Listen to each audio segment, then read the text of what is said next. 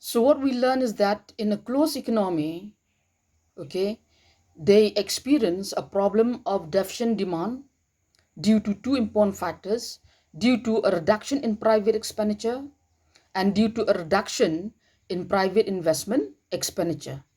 Now, if we look from another point of view, that means if we look at the case of an open economy, also there are a variety of factors that are responsible for this deficiency of aggregate demand. One, it is due to the reduction in government expenditure. Yes, what we learn is that the government do spend a lot. The government do spend, the government do invest or do incur huge amount of expenditure with the hope, with the aim, like to bring about a welfare state, to make sure that there is development, to make sure that that particular country or that particular state did grow and prosper. Okay, so whenever government spend, it need funds, it need financial resources. If the financial resources at its disposal is abundant, is huge, that means the government do spend huge amount of resources on various works or on various projects. But there are times when the government also do faces a crisis. That means there are situations when the government also do face a financial problem. So at that point of time, what the government realized, that the government, there is a need for the government to cut its expenditure. Okay, so this reason, a reduction in its in the expenditure of the government, this also is another important factor that is responsible for this deficiency demand. The second factor is a decline in exports. Exports, as we all know, they are an important component of aggregate demand. A fall in exports will bring about a fall in the aggregate demand. Yes, if you talk about a fall in exports, okay, if there is a if there is a decline or a reduction in the volume of exports, that also is responsible for this particular problem, that is a problem of deficient demand. Why exports fall is due to a variety of reasons. Again, we won't go, there's so many factors that are responsible for that. Okay, one simple reason is that why a country does not export goods, commodities outside, is because its production is less. Okay, that means it doesn't want to produce more. It doesn't want to produce goods and services more so as to be enable it to export it outside. So this cut, this reduction in the volume of export, this also is responsible for a deficiency in aggregate demand.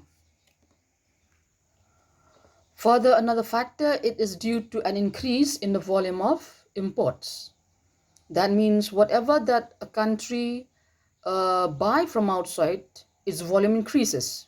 This also is another important factor that is responsible for this particular problem, that is a problem of deficiency in aggregate demand. And finally, we have an increase in the tax rates. Tax do play a very important part in affecting the people in a particular country, be it a particular individual, be it a producer, so on and so forth.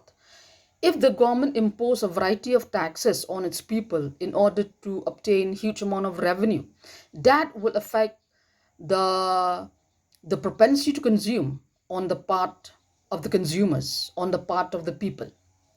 Okay, if the government taxes people more, that means they won't be having enough amount of income at their disposal, and as such that make them to spend less. Okay, so these are the factors that are responsible for that particular problem, that is the problem of deficient demand. That is this particular problem, that is the problem of excess demand, is due to a reduction in government expenditure, is due to a fall in the volume of exports, an increase in the volume of imports, and also due to an increase in the tax rates. So looking at both these two, that is the excess demand as well as the deficient demand. Looking at both these two, students, neither the two are good. Okay? If excess demand is there, there'll be a problem. If deficient demand is also there, or we face the problem of deficient demand, there will also be a problem.